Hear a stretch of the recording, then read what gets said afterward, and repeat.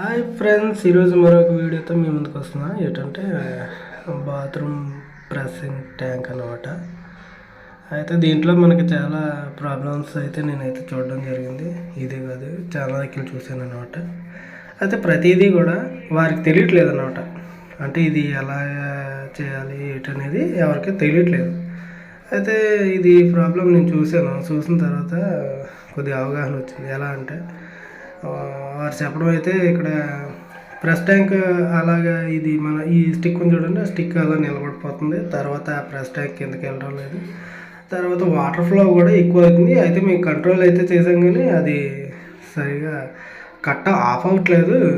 అది రెగ్యులర్గా పడుతూనే ఉంటుంది. దాంతో ఈ ట్యాంక్ అనేది ఎక్కువ నిండిపోయి బయటికి పోవడం జరుగుతుంది. తర్వాత బాత్రూమ్ కొద్దిగా మొత్తం వాటర్తో తడిసిపోవడం అనేది జరుగుతుంది.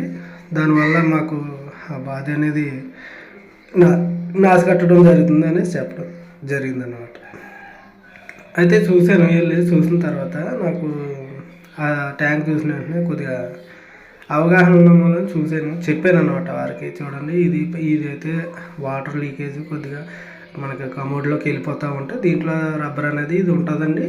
ఆ రబ్బర్ కొద్దిగా క్లీన్ చేసుకోవడం, లేకపోతే వేరే కొత్తదనం వేసుకోవడం చేయాలి.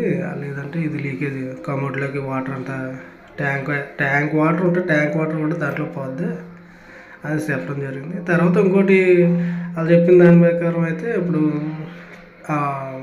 బాక్స్ అనేది నిండిపోయి ఫ్లో అయిపోతుంది అనమాట. ఫ్లో అయిపోతుంటే ఇది కూడా చెప్పాను. అయితే దీంట్లో మనకి ఈ బాల్ ఉంది కదా, ఈ బాల్ వాటర్ పడినప్పుడు కొద్దిగా అది లేస్తుంది, దాని పని దాని చేస్తుంది, కానీ దీని పని అయితే కట్టప్ అవ్వట్లేదు అనమాట.